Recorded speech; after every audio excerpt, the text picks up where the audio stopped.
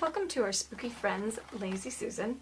I've got the finial right here. I've got to drill a hole in it, and blah, you can imagine that that's what it's going to look like.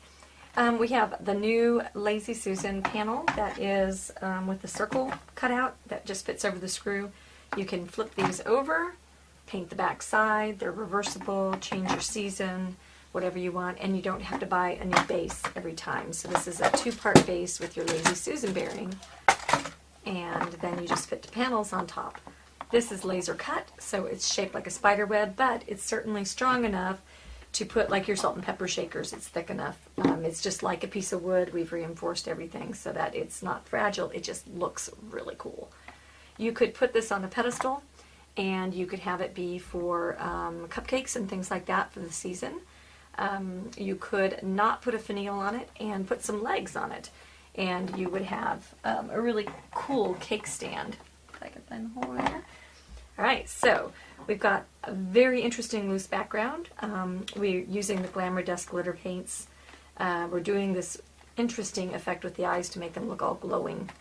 I think you'll have a lot of fun doing it. It's a loose project, so if you tend to be a tighter painter, I hope you have fun learning some new techniques. And if you're already a loose painter, I know that you're going to get lost in this wonderful little world right here. All right, I've got my pattern all printed out on some vellum paper, and you'll notice how nice and transparent that is. Okay, so it's much nicer when you get your pattern. If you've got the disc, you'll get it on CD. The pattern will be on CD with all the big close-up pictures and stuff. And so what you can do is you can just print it out, and I believe you use the poster setting, and that's how you'll get everything overlapped nicely. Okay, and I'd love to introduce you, I'm so excited to introduce you to our brand new super-sized non-stick mat.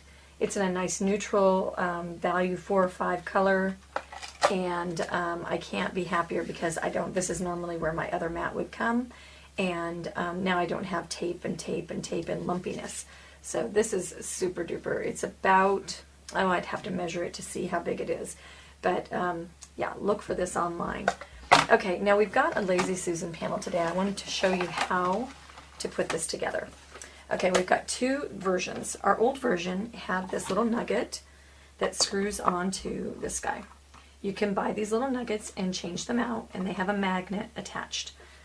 In order for the old style Lazy Susan to lock on there so that you could layer them, we had to have it be a square nugget, and then because we had the nugget, we had to have a finial. The finial gives us an excellent excuse for decorating things, and it adds a lot of really fun funness to our Lazy Susans.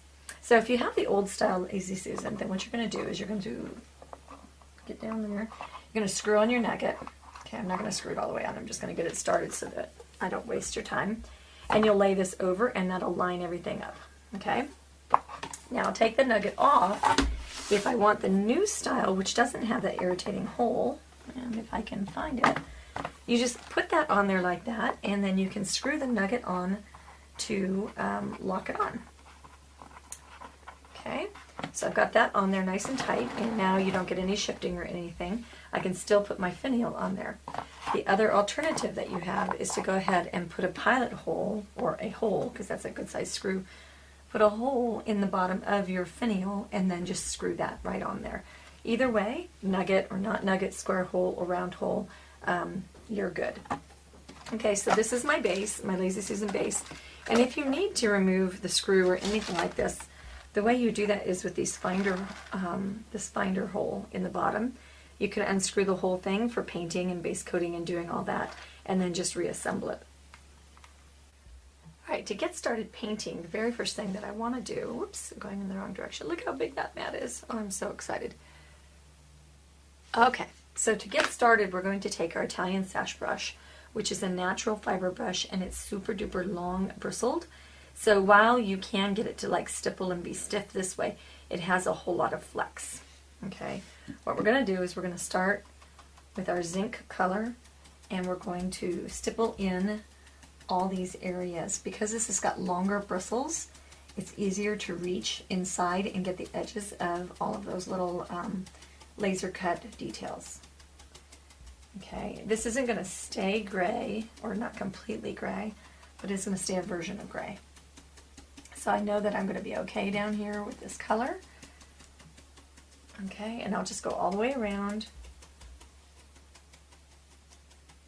Alright. Alright, I've got everything based. Now what we're going to do is we're going to make a little kind of mess out of things. I'm going to go first into color Calypso blue. You know, the labels, we were at a convention recently and people were saying that the labels that we have for the paints are worth their weight in gold. And oh, by the way, don't forget to put a swatch of paint on them while you have your color out. That's what I do, is as I have the color out, I go ahead and paint a little swatch on there. But if you have them upside down, it doesn't help as much as it could. Okay, so now while everything is wet, I'm going to go into my Calypso blue and I'm going to just kind of give it a muddly kind of mess with the gray. A little bit of both in there. Okay, we're going to do a whole bunch of little weird stuff here. I know where I'm going, but we need to have a hint of blue. Blue is going to be very strong in this area, so we want just a little background of blue in with our gray. And if our gray is getting overpowered, just stipple into the gray and mix it. Okay, I will wipe off on my paper towel. Now we're going to go into the black. And the black, I'll go ahead and mush on my paper towel. And I want that gray down, so I'm going to mix black with gray. And just kind of stipple here and there. Not too juicy because we don't want it to get too crazy. And we've got the gray kind of settled into our crack there. Let's do heavier black to the outside. And then I'll go black only to the outside and very edges, not to all of them.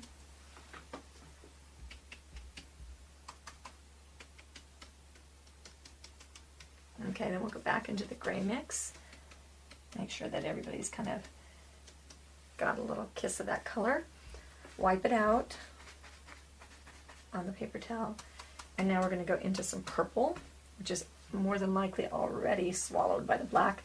I think I'll go ahead and switch to another sash brush and spit out some new. It's okay if it gets muddy down here, but if it starts out muddy, it'll never show up. Okay, so we'll go over here. I'll blot it a little bit. I want a purple base coat.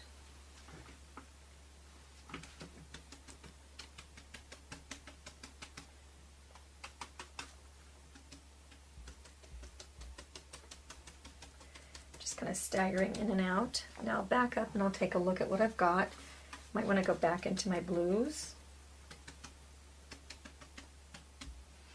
Okay, and now we'll wipe off those colors as much as we can and blot it off. And then let's just do a little tickle of swirling.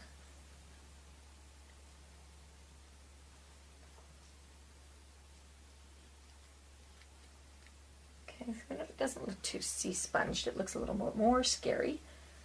And I'm looking to see, do I have a good amount of colors? I might want a little bit more black on the tips. Swirl that in.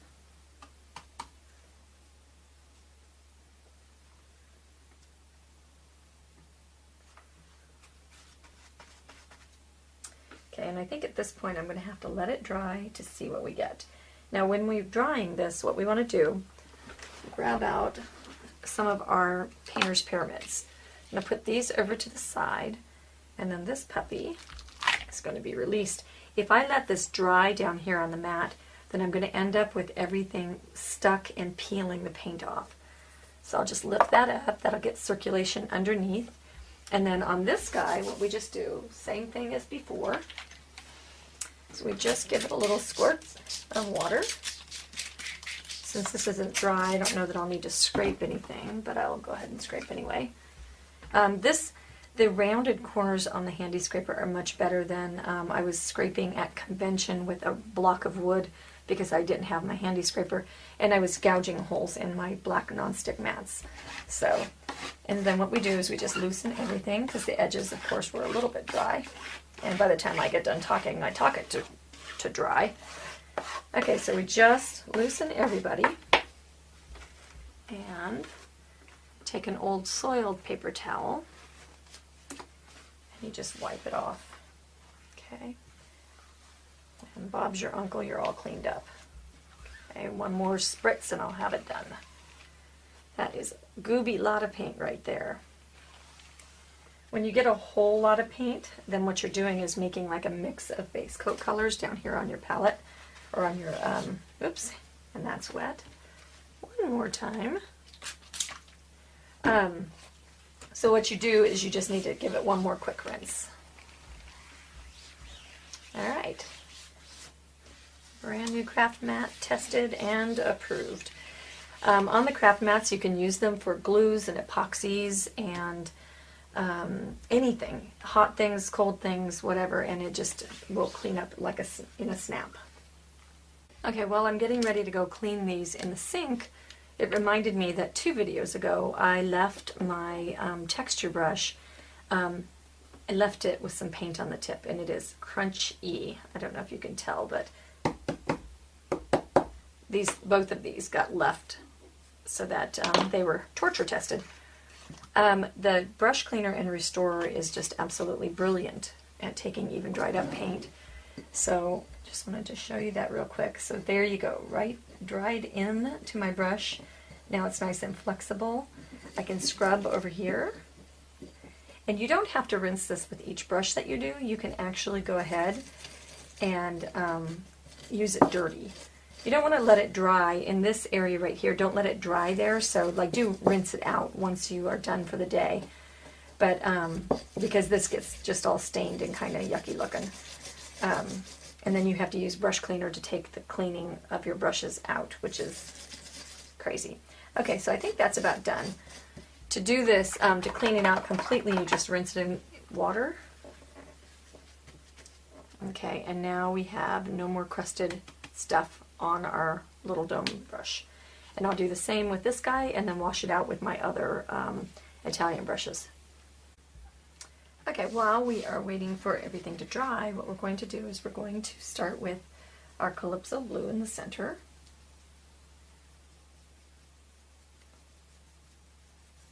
And notice that when you slip slap, you leave streaks of the background color in the background. So the very first thing we have to do is not worry about base coating this, so we just need to get one coat of color down and dried. That way the subsequent colors won't lift. Okay, so I'll get that spread out, and then I'm going to go into my gray. And I'm going to go ahead and set the boundaries for what I'm doing next. Okay, so we'll just go ahead and slip slap in and out. This is going to help me see and visualize if, whoops, I got into some black there. That's okay. So I've got the gray, obviously some black. Let's spread that love around right there. I'm going to keep it off of my outer edge right now.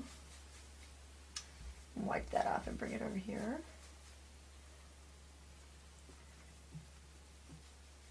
And carry that color down and up and in and all over. It's getting a little dark up in my sky, but that's okay because, like I said, it is just only going to be the foundation.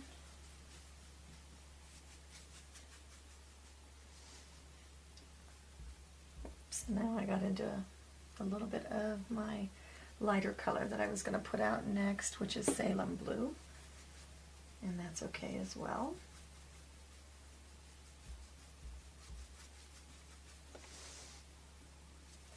When your palette is a mess, you tend to make a mess, so be careful.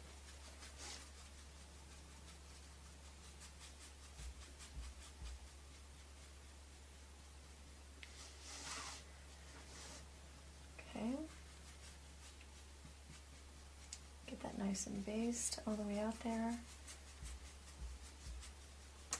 And now I think what we'll do is we'll go ahead and get into a little bit of our purple and walk it up and in and out in that outer wet area.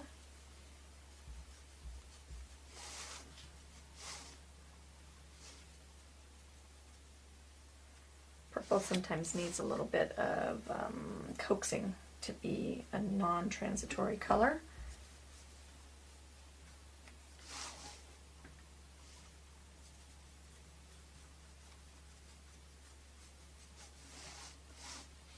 Okay, just keep on keeping on.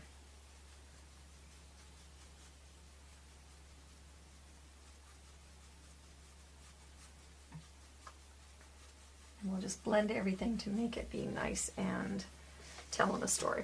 Okay, and now we'll let this dry. And in the meantime, I think I'm going to soak my brush and get a scumbling brush, so just a dome bristle brush. And I want to continue my story down here on these. I'm going to dry rub. Some of you might call this dry brushing. I've got dry rubbing as this term because the other is a different thing. So we'll go over here and we'll just let it catch on some of those corners. Just let that be kind of an eerie little moment going on. And let it walk around.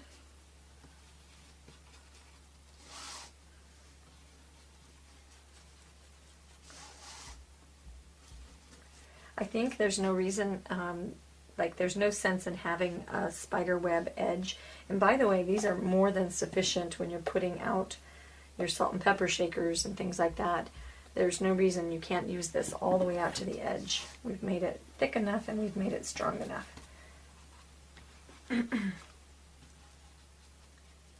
But there's no sense in having spider webs if we're not going to be able to see them. So we want to have this have some kind of really cool effect.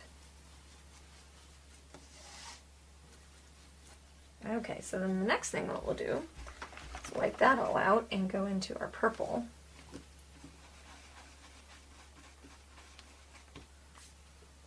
And we'll do kind of the same thing, just going in different other areas.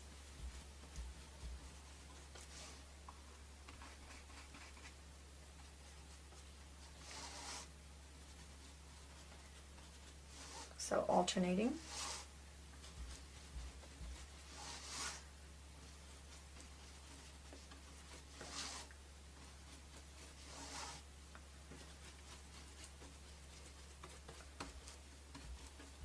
Okay, then we'll go in with our black because the black will be the strongest color. And because my brush is dirty, I'll have some neutralized color. And we'll go in with our black and we'll do some of the alternating as well. Just sink that thing. Our blue will probably need to be kissed with a little bit of the lighter blue that we'll have on our palette later.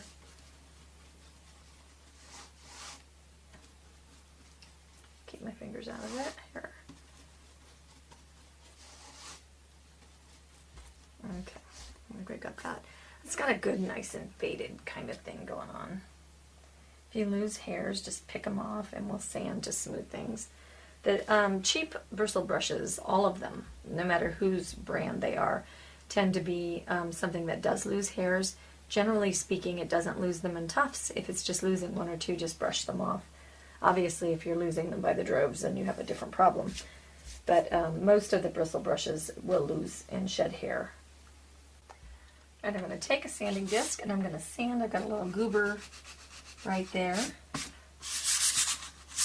Give it a little sand. Brush off the dust. And then we're going to go again. Okay, so this time what we're going to do is we're going to put a clean napkin. Let me bring you out a little further. Alright, so we're going to go ahead and, you know, I want to keep this open a little bit longer. So I'm going to go into drying time extender. I'm going to dry my brush out, and actually I think what I'll do is switch to a dry brush. The reason why is water and retarder don't like each other very much. Since I've got a foundation going, I can use my drying time extender to keep things just a little bit more open. And so I'll brush it all over.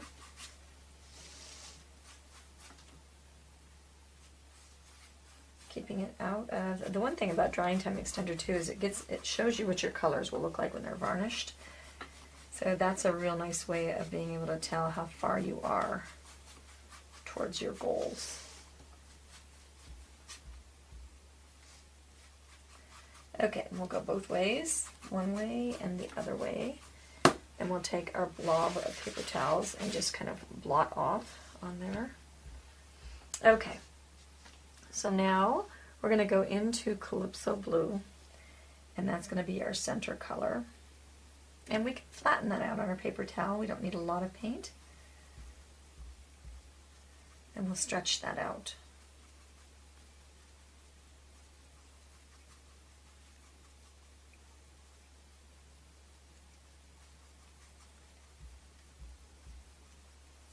Okay, then we'll pick up some of our gray and we'll also flat that out on our palette.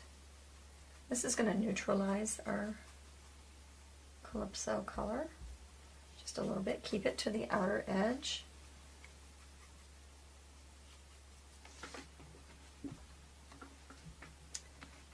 Okay. Then I blot my brush and then I blend. This is going to be a choppy kind of background, so don't worry too much about having it over blended. Okay, and then I think I want to, while I have these colors in my brush, I'm going to go in with a little bit of the Salem blue, followed by the Whispering Turquoise, and then we'll drop our Salem blue bottle of paint into our project. Okay, and we'll just get that right there at the top.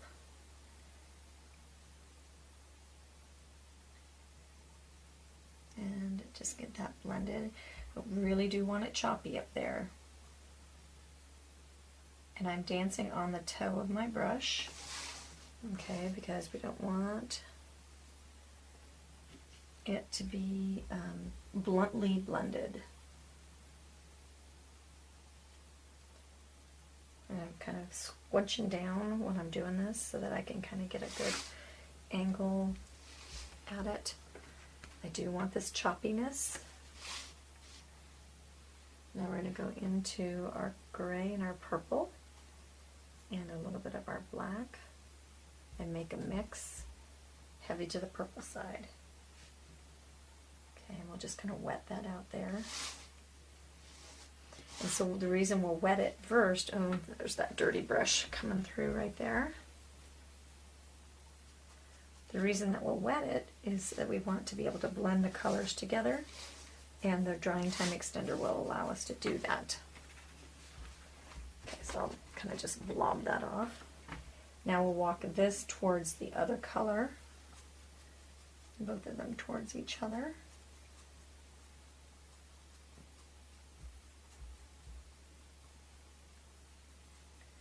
Just kind of give it scumbles and blends and all kinds of weird stuff.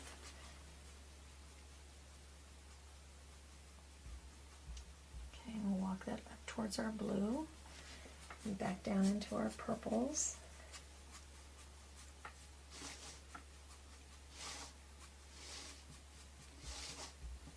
And I'm kind of pushing my paint up just then. Did you see how I was just kind of shoving and sweeping it?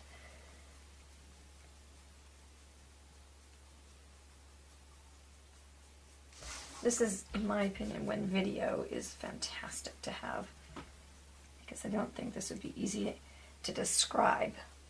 Okay, and then we blend into our sky, and come out here and blend some more. And we might want to go ahead and take just a little bit of our red violet. Maybe a slightly smaller brush, and I can get a little bit of my extender. And with this color, we'll just go in and tickle in the sky.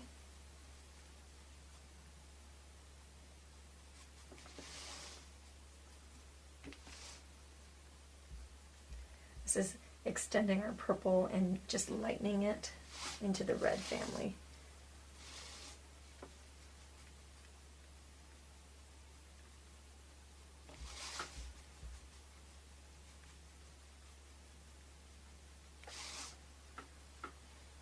Bring it down into here.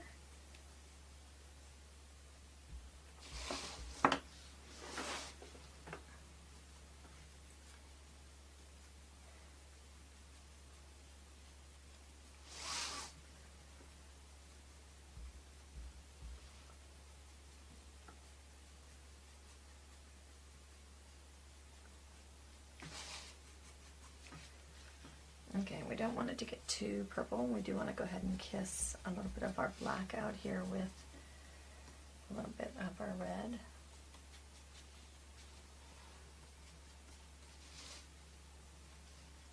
Okay, and now we start seeing, do we need some more black?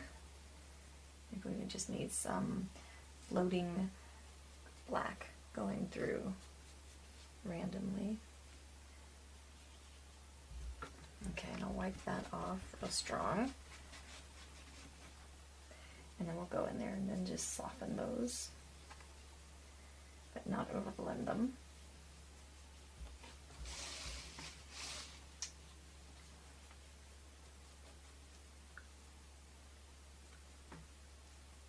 You can't let those sit on there too long or you'll end up with that shape.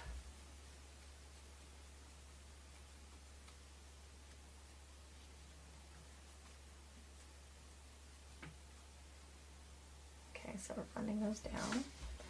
There's some nice scary looking swirls. And maybe we can swirl them.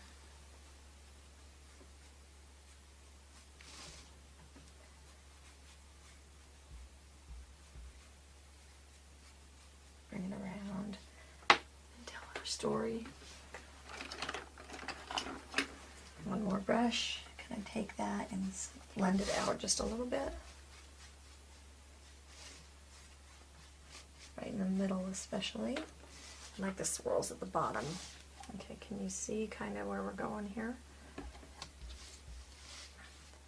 Okay, now we'll go into our, with a new brush, I've got just a 1/2 inch oval glaze, and we'll go in and start making some of the clouds.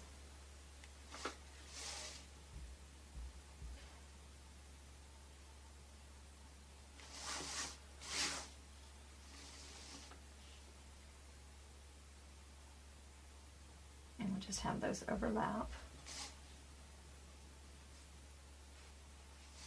Okay, and now we've got to blend.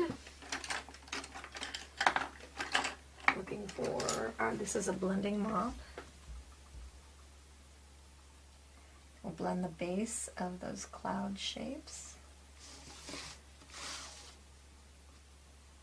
and stretch them.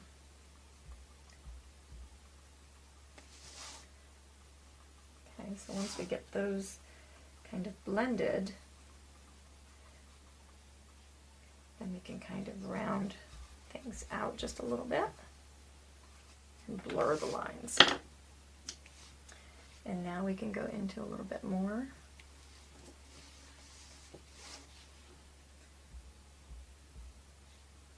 And we can highlight things.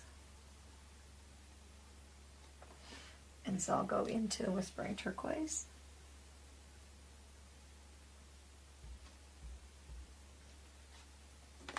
And we'll go in and blend.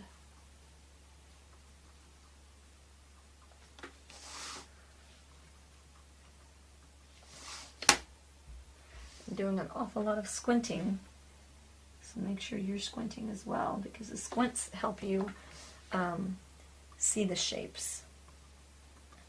Okay, and we'll go back into our Salem blue. And so what we're doing is achieving some layers.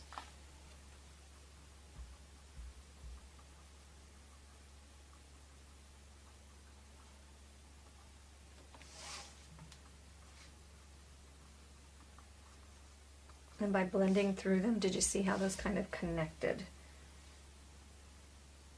It's a little bit more complicated to go ahead and get these clouds going in a circle, but we're going to have kind of a cloudy night sky all over the place. So, and ultimately this will end up, ooh, I like kind of how they're looking like ghosts. All right, then we'll go in and we'll give some more of the Whispering Turquoise.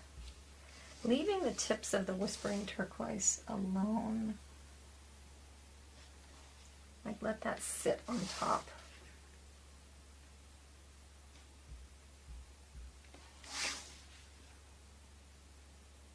Now I'm dragging it across.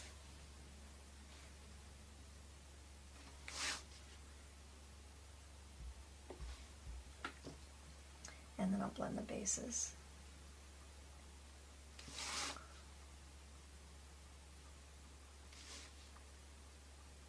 And sometimes I'll blend right through a cloud, and that's okay too.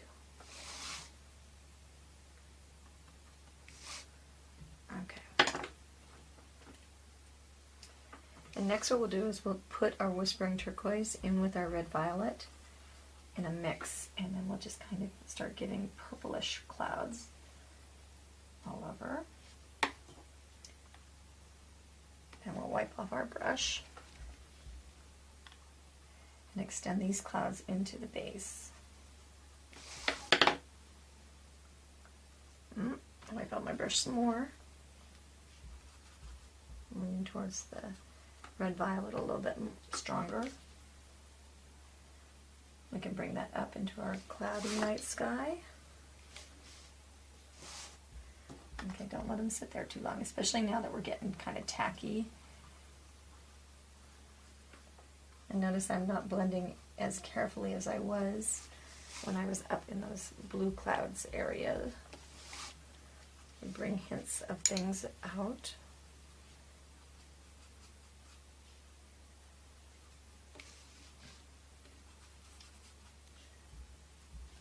Okay, so now we've got little purple and gray clouds forming.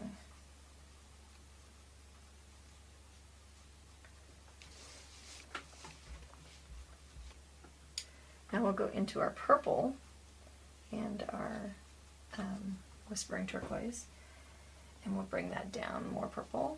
Let's neutralize that in our paper towel. We'll go purple, Whispering Turquoise.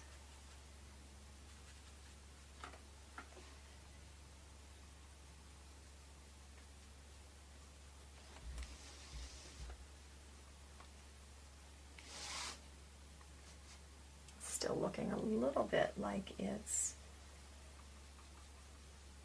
Red Violet. We can give it a glaze if we need to. Okay, so now we're almost getting to a slip slap moment down here. There's still clouds.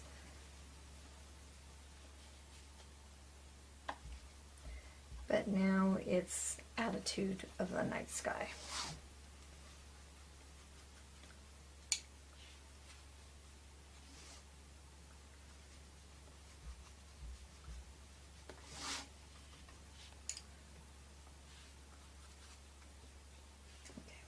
Here, we'll give a couple more hints of purple things happening.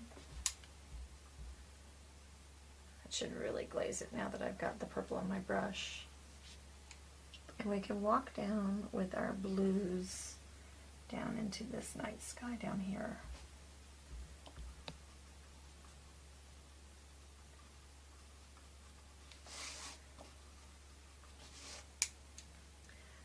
The more you get further away from that center of interest up there, the more you want to be dreamy. Okay, so notice I'm just blobbing on some paint.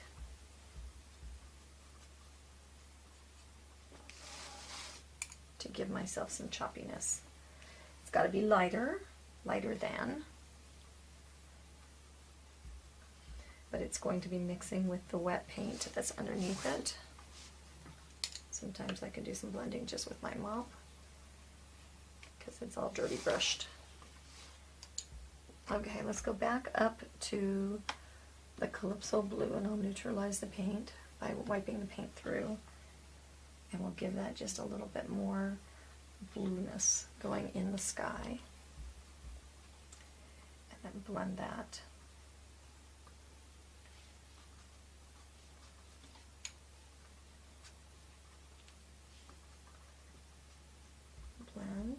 If this brush didn't have the very tight head on it, it would not do a very good job of doing this blending. I'm really shoving my paint around and making them move. Okay. I think we look like we have a little cauldron here. It's just got storminess and all kinds of craziness going on. I think I'll go ahead and let that dry, and we'll see what we got. I wanted to share this nifty little thing that I've got here. This is a blow dryer holder. You can look them up online and choose the one that you want. They're not something that I can resell, so I can't have it on the website, but I just had to share it with you.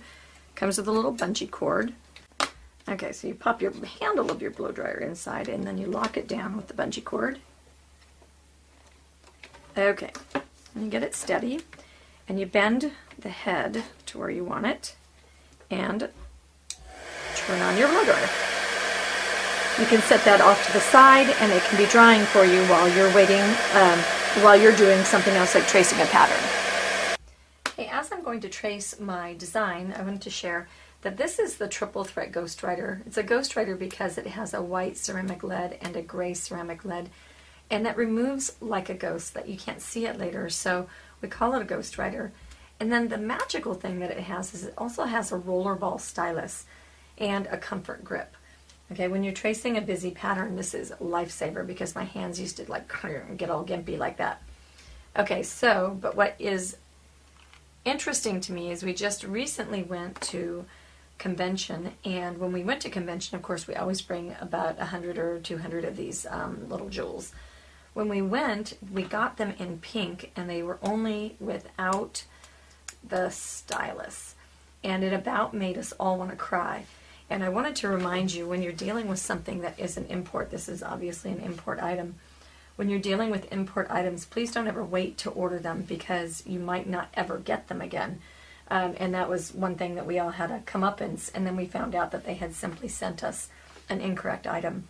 But imports tend to be very volatile, and they tend to not be reliable. So do remember, if you're wanting something that's an import, to get it while you think about it, because it may not ever be available again.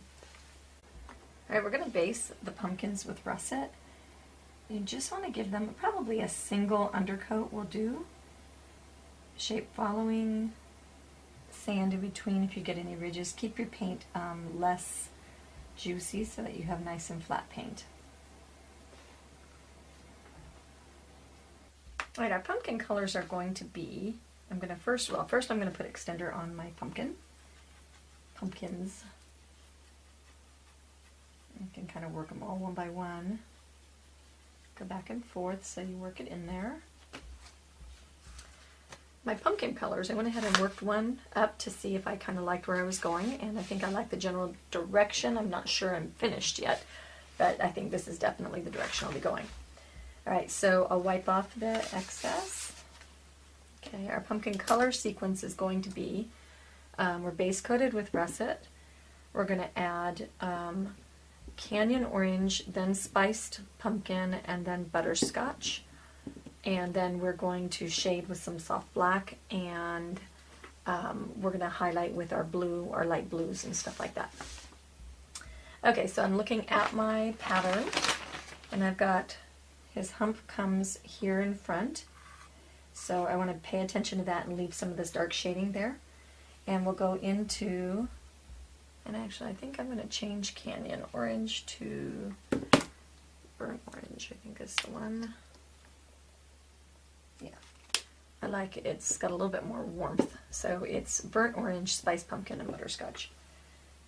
I'll just use my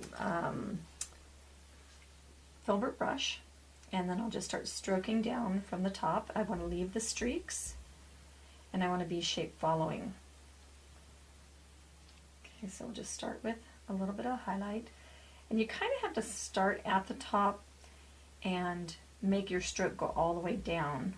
And you're setting down at an angle, and that way if you sit down like this, you'll end up with all these little flat streaks. Let's get you in just a little bit closer. Okay, see if I can do this without knocking everything over. Okay, so we'll go there, and we'll just go ahead and make our streaks. I'm back on my brush just a little bit. I'm holding my brush like in the middle instead of at the tip. If I'm controlling, then I'm way up here on the ferrule. If I'm doing loose, I'm way back here on the handle. That makes a big difference. And you see those artists that have the big, ginormous, long paintbrushes on easels and things like that. That's what they're doing, is they're getting a loose kind of feel, because if you don't have control of your brush, obviously, then your project is going to have a little bit more loose feel. Okay, so go ahead. The pattern just doesn't want to stay there, so I'll get rid of that. Now we'll go into the next color, which is, I'm going to wipe my brush out. The next color is Spice Pumpkin. I'll blot it on the paper towel. And then I'm going to start highlighting, so I won't take this as far out as the other color and not as far down. And I'm going to lay my brush down a little bit more so I don't lift off the other color.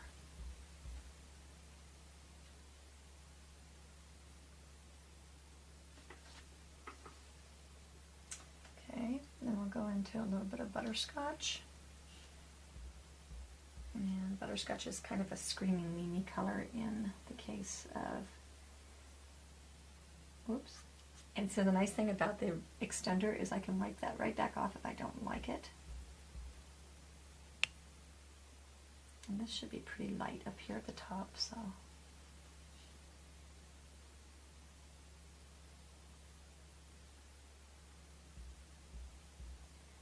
Okay, and you see what's happening now is I'm getting some streaks and some pulling, so I'm going to not fight that. I'll let that set up just a little bit.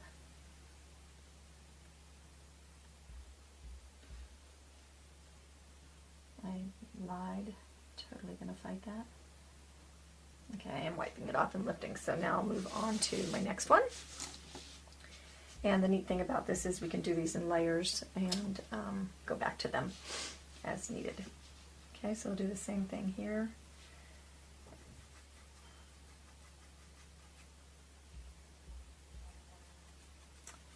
And just get them coated and repeat the same steps. Okay, so as I'm putting on my brighter highlights, it's not wanting to move very well, so I'm just going to place it on there with a little pity pat. And then I'll blend it with my mop. And wipe it off with my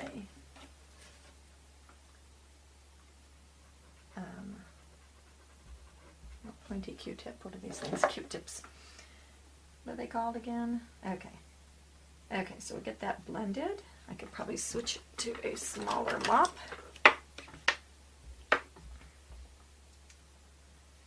And just place that, and then just work that into a no line situation.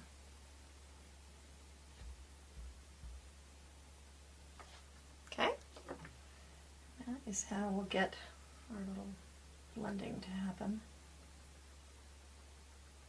Don't get it too blended, because if you get it too blended, then we won't have streaks, and we'll have to go back in and put all of our streaks in. So blend where it needs to be blended, but maybe don't overblend the streaks out.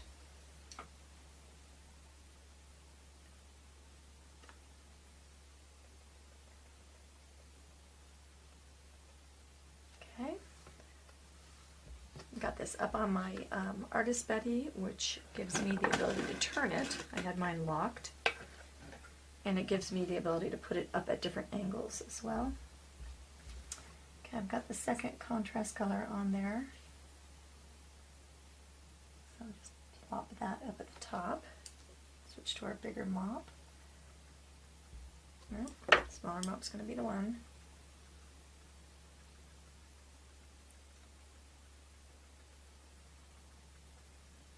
So this keeps all of the colors fresh so that they actually can blend into each other. So when you see it, you'll see like that starts blending into the color underneath it. And then you can shove it around to where you want it, keeping it at the top, more at the top.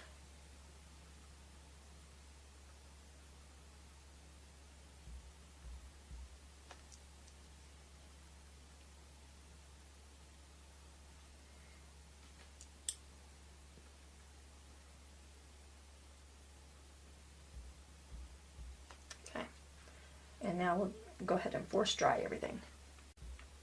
All right, we're going to back it up and get into this sky just a little bit while I'm waiting for this. We'll get it straight. Okay. We want our sky to be just a little bit bluer. I'm going to go into Desert Turquoise. Okay, and we're going to increase some of the blues near where our stems and where our pumpkins are. I want to do this before I get too much done to my pumpkins because I don't want to mess them up once I get them all pretty. I'm using a crescent brush and I'm using Desert Turquoise, and we're just going to rub some colors through the sky. We want to connect the areas, so I want this turquoise color to kind of come through this, go maybe down here where this bat is. I need lights under my darks, and I know my bat is going to be a dark, so I'll bring this down. And then I've already started with this guy right here, bringing this misty, smoky stuff down and through. So what I'll do is I'll continue that up and through some of these areas. It's got to be a little bit bigger than, okay, we'll run that down and around. It's got to be a little bit bigger than the highlight is, so make sure that you spread it around just a little bit. Otherwise,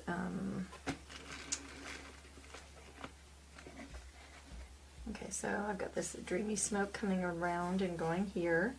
So maybe what I can do is I can bring some of this up through the bat this way, right to the edge of our pumpkin, and I can go over the top of the pumpkin later.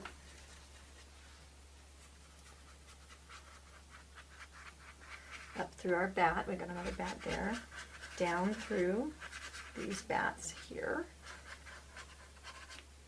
and in front, and I'm assuming I'll just sneak this around and through.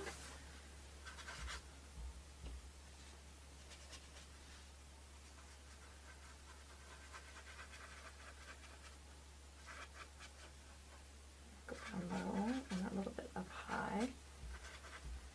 Now we'll pick up the Bahahma blue. This starts leaning over to our, let's see if I can see what I've done here.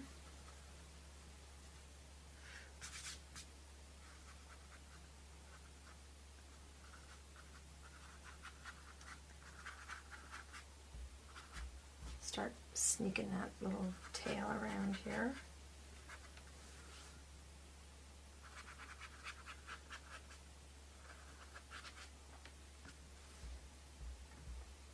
This is a magic little pumpkin patch here. Ooh, yeah. So magical that we just screwed up. That's okay, because that's right on top of that leaf, and that'll be base coated. When you don't dry enough of the material out of your brush, that's what happens. Okay. Now I don't want the sky not to be important, so I'm going to go ahead and put in a moon. See where we've got it on our pattern.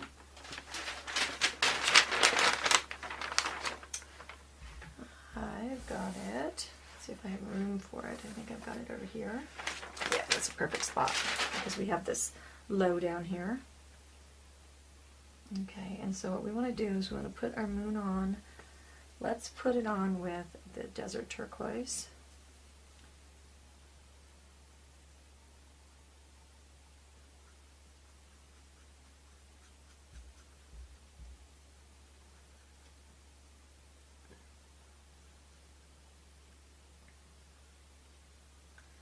And then while it's wet,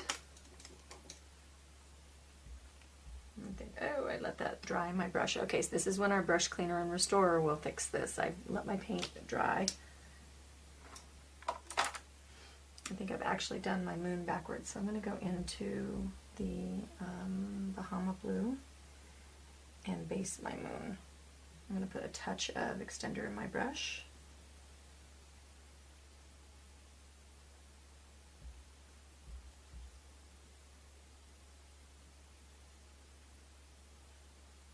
so that is definitely a bright little moon. We're going to do a couple of things to it. We're going to get our mop. Our mop was wet. Let's look and see if I have another one. I do. So we're going to tip hole into a little bit of our Whispering Turquoise, and we're going to make some highs on our moon. And I'm way back on my handle, and then I'll just kind of smooth those out. And then we want some darks. It's going to be kind of sky color, so I'm going to go into the Calypso blue. It may be Calypso blue plus the gray, the zinc.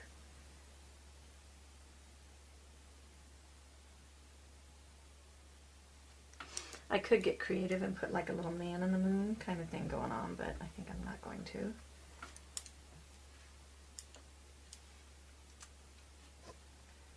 Okay, we'll get just a little bit more. And then we'll go back into our highlights. And that'll go in between our moon craters.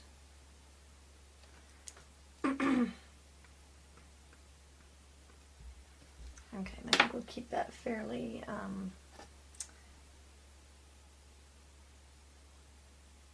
fairly unblended. Back into the Whispering Turquoise. And then back over into the zinc and the Calypso.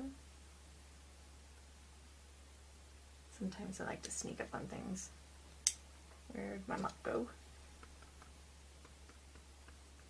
Okay. I think we'll leave that alone and let it dry.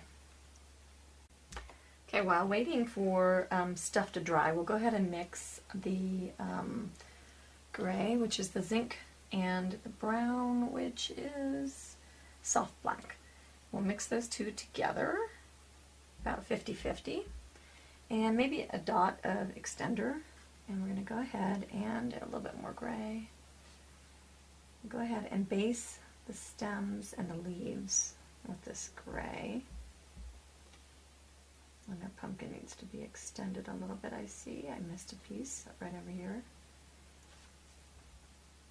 So this angle on the Artist Betty not only helps me sit up straight and avoid glare, but it also helps so that you can see my hand, because it puts just enough angle on it. So hopefully that is an improvement. Okay, so we'll go ahead and just get that lined and based. Okay, and then our little leaf is going to be just kind of outlined, and give it some jiggity jags. You can add just a teeny bit of water. Make sure you're not using water and extender in the same load. I want it kind of transparent. I don't want these to be big black leaves. I do want them kind of scary. Okay, a little bit more water. I probably could just switch to a little bit bigger brush for those leaves. A little bit of water. And that'll go much faster. And then I'll use the chisel edge of my brush to give those jiggly jags.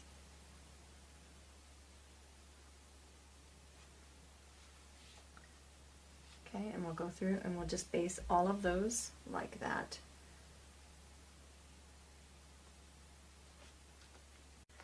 Alright, we're going to dry rub with, yes, spiced pumpkin. Is that a true statement? That is not a true statement. With burnt orange.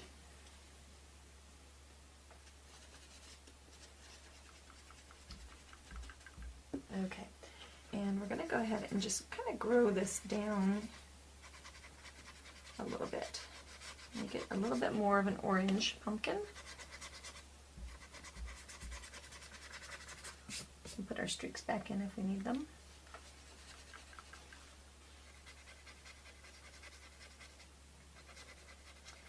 Leave your shading.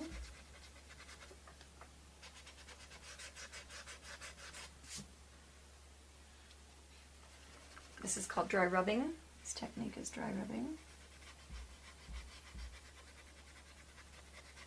I'll just fill in this area. Okay, we'll go on to the other ones and treat them the same way. I'll show you how to finish the steps. We'll go into spiced pumpkin next. And I've got a little bit of residual glitter in my brush here. It's another really good reason to use the brush cleaner and restorer is to get stuff like that out. Because I'm spreading glitter love all over my poor pumpkin.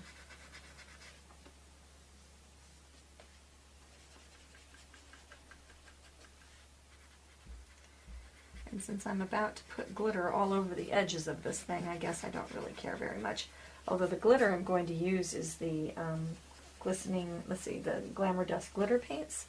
And the glitter won't come off after the paint is dry, so this must be probably just Glamour Dust that I've sprinkled onto something and then use this brush near.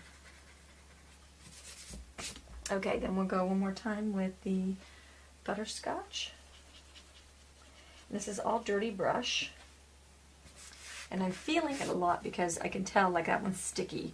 If it's cold or sticky, that means it's wet, and I'm going to want to, maybe I'll sneak up on it and stipple and rub gently so I don't dig a hole. If you're digging holes, it's generally because you are not cured. Okay, shape following, but notice that I'm going in little squiggles.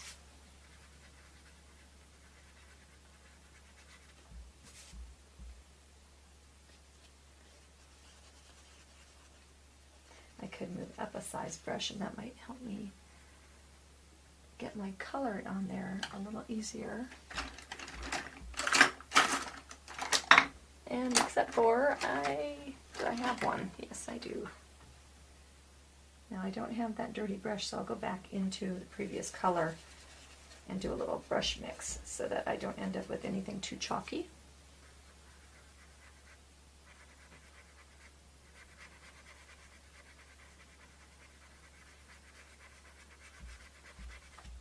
Okay, so we get that kind of in that area. I'm going to go backwards one step into the spiced pumpkin and bring that down into that lower region as well.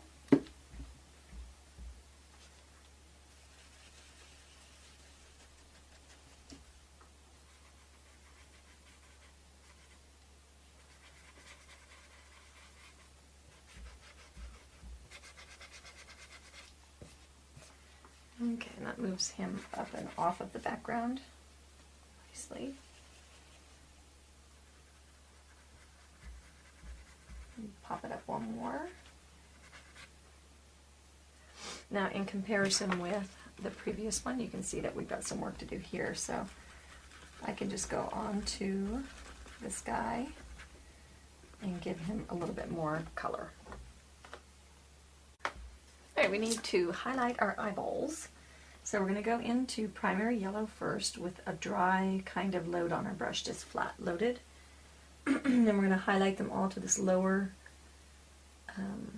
side. The first color will get kind of big and we'll glaze over it. So you have some room just to play around in there. Bring it on over so that it gets glazed and things belong together. Okay, and then we'll go ahead and we'll have this be his little highlight place. And we'll streak that kind of through here and there. We don't want it to go all the way when we get really into our brightest colors. So we really want to build in this area right there. Now we're going to go into our yellow, which is, that one was Saffron that we just did, and this is Yellow Light. And what we're going to do with this is we're going to smudge and smear it around just to get it in there, and that'll be within the saffron color. And then we're going to have to do another layer of it with just stippled to get it to kind of stay.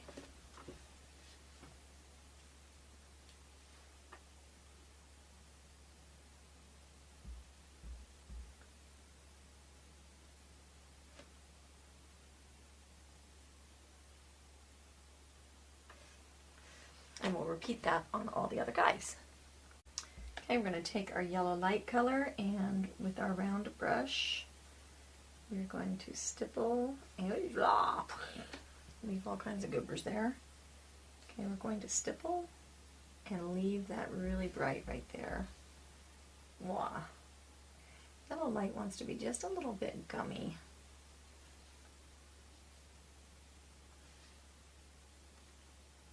Just leave those nice and chunky.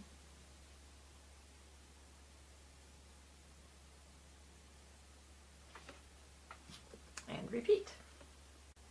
Alright, we're going to shade on this side with traditional burnt sienna.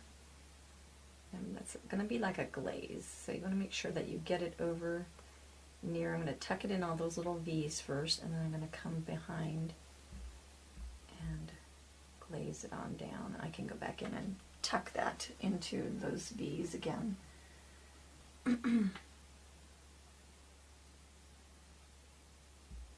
Make sure that you're dry over here on this side, since we've got it nice and chunky and stuff. And then over here on his little mouth, thankfully you can be a little bit messy with this because the colors are so common. Orange on orange on orange. Okay, let's get you, see if I can find you.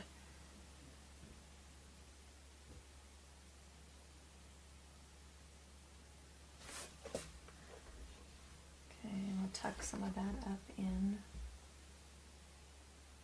some of those other places. Now I'll go back and repeat to deepen that and to bring it in. And then we're going to give it one more little glaze after with deep burgundy. Okay. And then what we'll also do, I can do this while we're waiting for that to dry, is we're going to go next to the eyes with, we'll go into the deep burgundy, we'll do it here, hang on, the spiced pumpkin and the burnt sienna, traditional burnt sienna, and we'll line next to the eye, giving it that carved cut pumpkin look.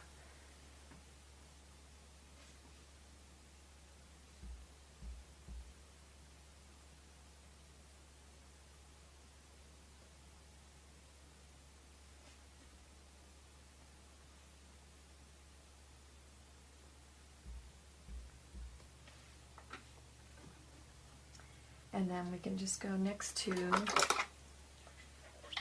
that, whoops, stabbing my brush here, with our small curved flat. We can go on with saffron, and we'll just glaze, so we can get you on there. Got this really close up here.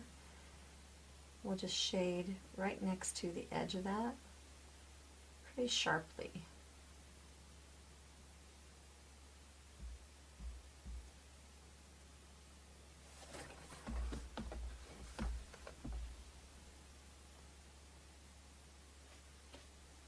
And that just gives him a little bit more dimension and depth. And we'll take our deep burgundy, it should be fairly dry now, and give that just a small, tucked in the corner, increase in temperature.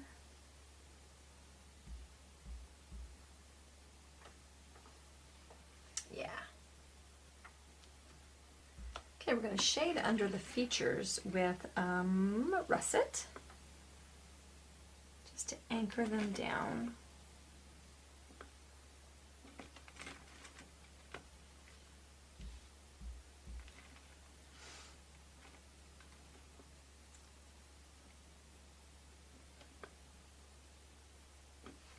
That just gives them a little bit more, hello, it helps if I get you on camera, a little bit more drama there.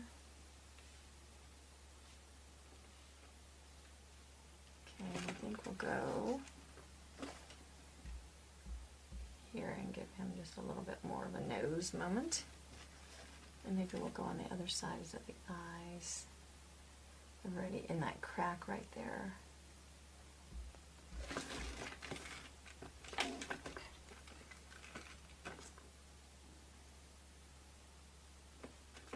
Not everywhere, so you don't want to have it be like outlining. Okay, a little bit more russet, and so we've got that on that side, that on there. Like that. This is where you have a moment to decide if things need a little makeup or something. Okay, intensifies everybody. Do I want to go on that side too? Maybe so. Okay, I'm going to go into my dry brush, my dry rubbing brush, and it's a crescent brush. And I'm going to increase contrast behind the dark elements. And then I'm going to start building my sky a little bit more intentionally. So I'm going to have some moon glow. Okay. And I'm using the Bahahma blue. Okay, so we want to really just build that intensity up. The reason we have these done in the gray, or the mix of the gray and the soft black, is so that we can see where they're at. And then we'll increase their value once we get them done. Okay, and so like, see how I just made like a line going straight across there? That's not pretty. So probably what we'll need to do is bring something down here to break that line. And we'll do something with that. Okay, we'll go here, get some back here.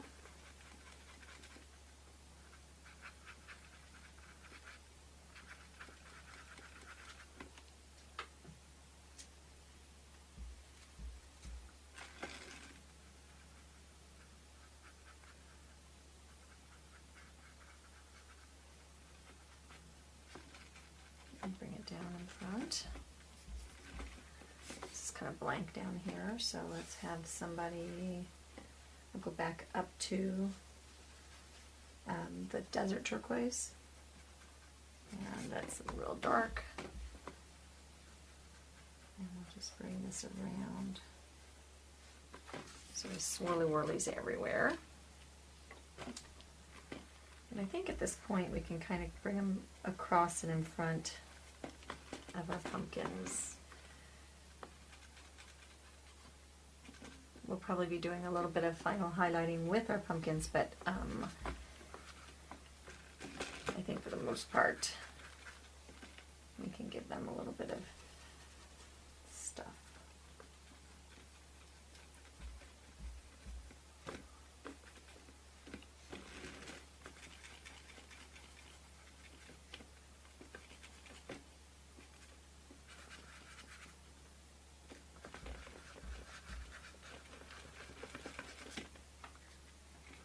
Okay, now we need to float some little clouds in, and that's going to be with our Whispering Turquoise.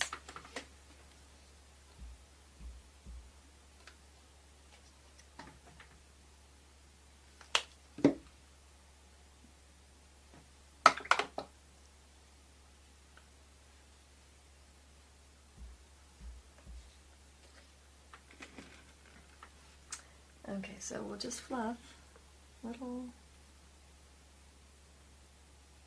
fluffy little clouds. And it would help if you could see what I was doing. Let's see. So we'll go ahead and we'll go into the Bahahma blue as well.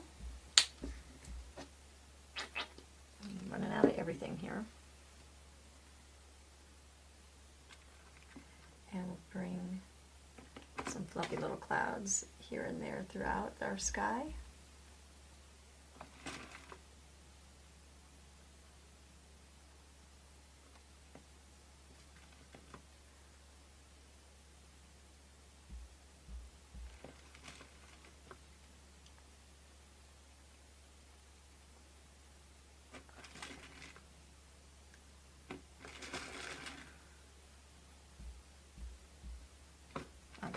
So that gives us just a little bit of cloud cover. Soften them down just a little bit. And we'll go into a little bit of our cool white, dirty brush. And we'll give our moon just a little bit of an aura. And then our clouds right in front of him, a little bit of an aura.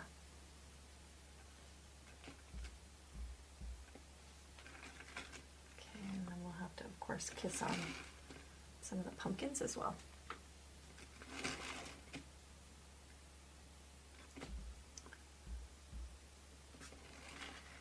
Okay, that just gives us a little carry around. Then we'll have a little bit of the moon aura. It's going to be with the white.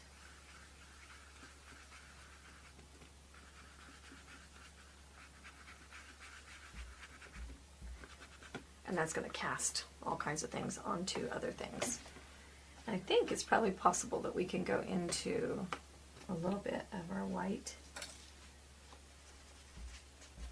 and start bringing some of that into, maybe we need to go into our Whispering Turquoise first, into our little dust stuff.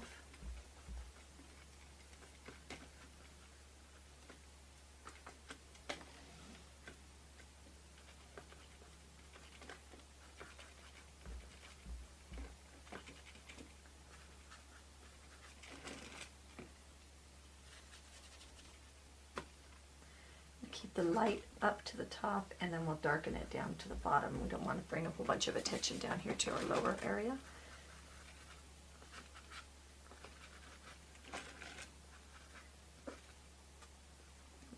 Get some of that off there.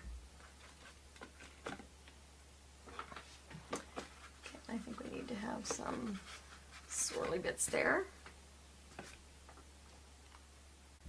Okay, so now we'll go into our leaves. And I've got double loaded. All right, I kind of like that. And we're going to just accent them with a little bit of black as required. Black plus the slate gray. Is it slate? Zinc. Zinc gray. Okay, so we've got a bat there. Let's look for leaf moments. We kind of did away with them when we were doing the all of the dusty stuff. Don't forget to keep them very sketchy. Okay, and just go forward and just look for moments to make them stronger leaves. Now remember, if the dust is going through them, that we need to decide if that's in front of or behind.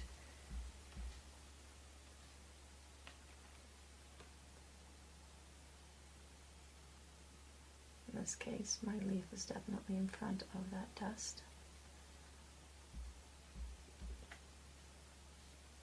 We're going to add a bunch of streaky stuff to our leaves.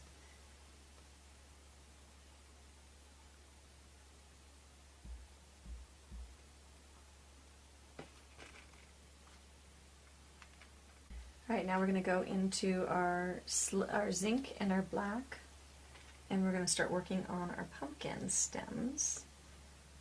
Okay, so I think he turns and does this thingy here. And then we want to streak our pumpkin stems so that it's like twisted a little bit. Okay, we'll just go ahead and shade, and then we'll get into some light color. Add a little bit of water to your brush. Get that gray mix going. He could use a little strengthening, I think.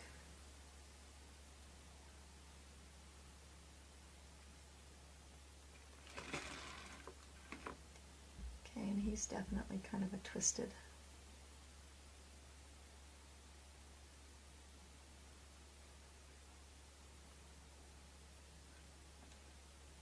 Twisted little stem here.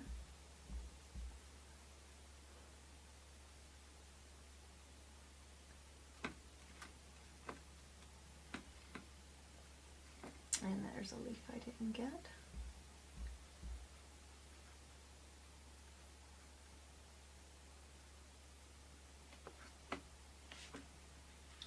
Okay.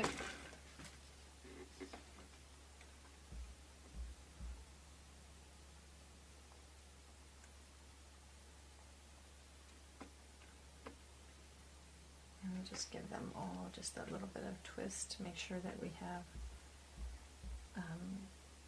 tendrils that lead to leaves and things like that. Okay, and we've got some scrolls that are coming around the bottom. We'll do those as well with some of the black and that gray.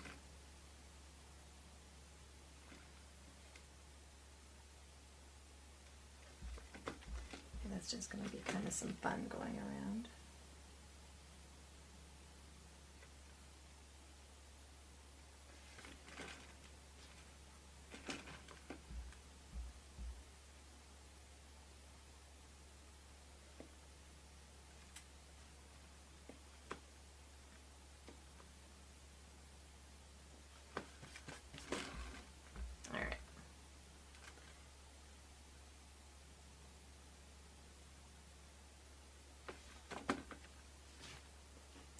We'll increase the value of our bats to more of a black, keeping those sharp lines.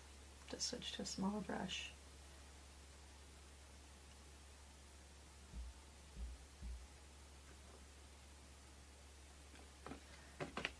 And our bats are not like super duper like bat shaped.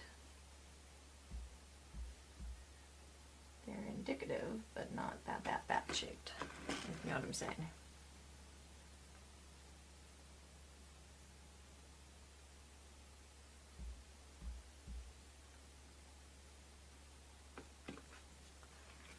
Okay, we're going to sprinkle some little guys. I think I'll do this kind of like, it's the whole family of bats coming out of here.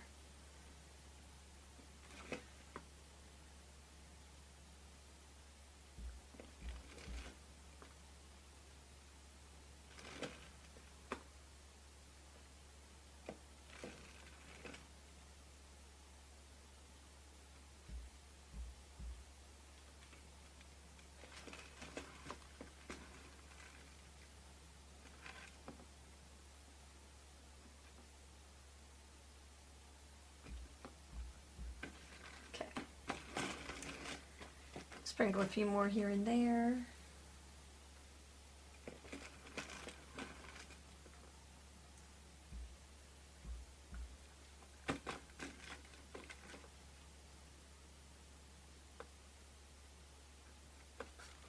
They don't have to be bat shaped. Okay, we definitely got some bat action going. All right, we're going to take our, let's see, it's Bahahma blue and the zinc. And we're going to streak, I'm going to dry that off a little bit, streak our streaky areas with that mix.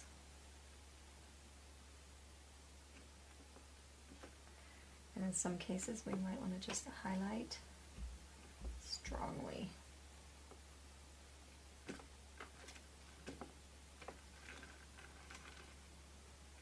Okay, so I've got those little guys right there. Maybe a little bit more zinc. Oops, yeah, a lot more zinc in that case.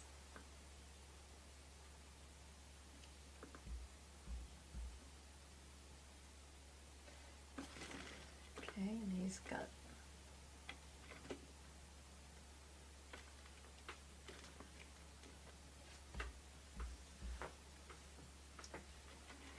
okay, and then on our leaves we can have just a little bit of veining going on. If we can't see our scrolls, then we're going to have to do something about that down here too.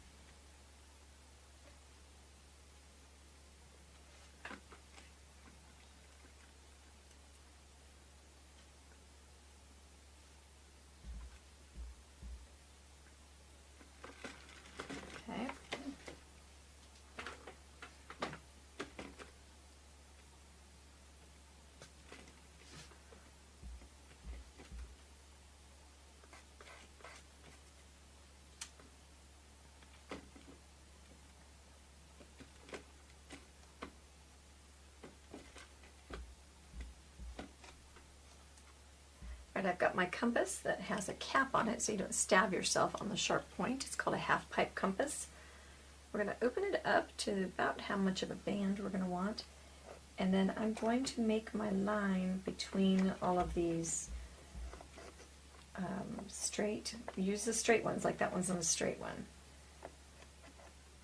And then I will tape with my stretchy tape and connect them.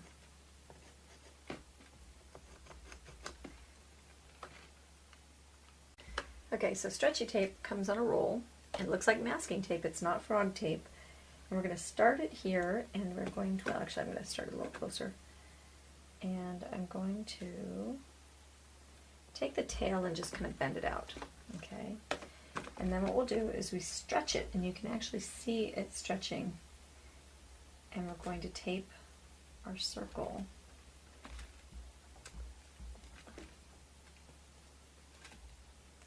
We need 2 hands to do this. Okay, so we'll stretch that all the way around. And we can lift it up. If we make a mistake, we can lift it back and then re-stretch it. And then I've taped the whole thing on both sides, and then I'm going to paint my band. I'm going to put a checker border with about a number 8 or 10 flat brush, going all the way around.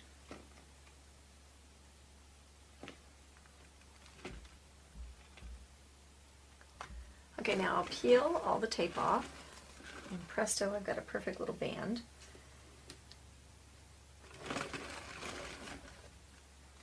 And the Lazy Susan helps tremendously as well when you're doing this, because you just spin, spin, spin.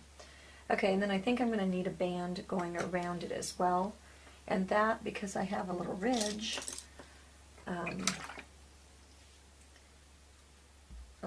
with the checks and stuff like that, I think that what I can do is just connect my dots. Okay, so I will just go from band to band without, let's see if I got you there. Connect my bands on the rim of the black. Okay, I'm going to take Tiger Orange Glamour Dust Glitter Paint, and I'm going to do all of my orange streaks. May even do them twice for awesome glitterness. And then I'm going to do all of my black with the Glamour Dust Black Ice color. And that should give me some cha-cha-cha. The other thing that I want to do is I want to take my Glamour Dust Purple Passion and my Glamour Dust Neon Blue. And what we're going to do with those is we're going to take a scumbly kind of brush, maybe just a one of these oval glazes, and I'll go into, say, my blue color, and where I had blue out here, I'm going to scumble on my blues. And then on the purple areas, I'm going to scumble on the purple, and on the black areas, I'm going to do the black. And that should give me a really interesting mottled background. Okay, so spider webs look way better if they're all sparkly, so make sure that you don't miss any of the spots. So if you have areas that you're not sure what color, make a decision and make sure the whole thing gets done, because having matte areas amongst the glittery is not going to be pretty. And I chose to use the Glamour Dust glitter paints because after they dry, they will not flake off onto your food and stuff. You don't want a Lazy Susan filled with glitter on your dining room table making a mess. So I chose to do this intelligently. Okay, I decided to go with just this little finial that is just black with some honey brown, and then the, what color are you? The burnt orange right there. I'm going to go ahead and glitter, and I didn't bring the burnt orange all the way out. I'm going to just put that little bit of glitter on there. For whatever reason, doing something busier didn't make me happy with this. So, and I've got a little knob that is it's on our website, a little jeweled knob glued on there, and I'm going to go ahead and screw this. This is thick enough to actually screw onto my post instead of using the magnet, because I want this cupped down to the surface. Okay, so that's just one of those variations. And, ooh, stroke of genius, totally thought that this would make the most awesome, incredible cupcake stand. If you wanted to put like a taller finial, totally could serve this if you put feet on it instead of being on a Lazy Susan. So really a versatile little piece. Alright, I'm going to spatter with my Bahahma blue onto, and notice how I'm anchoring onto my stardusty areas.